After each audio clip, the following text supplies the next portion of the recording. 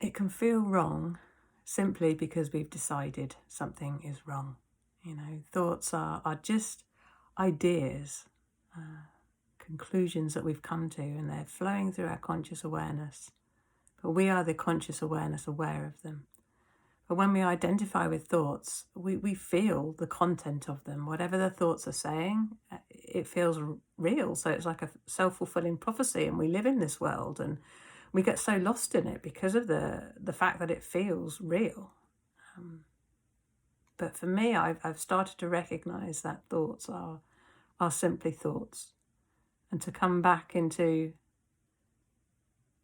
a direct recognition, conscious awareness, of presence. You start to see things much more clearly. You start to see a thought as just a thought. And then when you see a thought as a thought, you then don't feel the content of it. You sort of recognize that it is just an idea. That's it, no more, no less. It doesn't need to have a great meaning. It doesn't need to govern your experience. And it's so liberating to let go of thoughts and no longer be governed by them. You start to see with an immense clarity.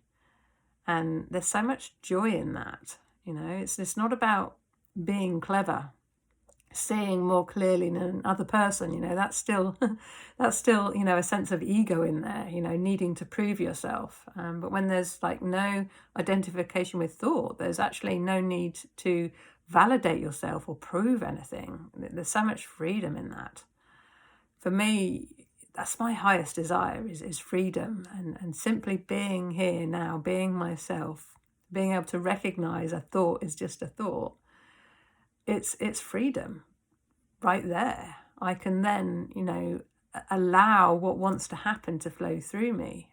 There's more choice, and yet really there's not even a need to choose, because just whatever is most appropriate, whatever is most serving in this moment, flows through.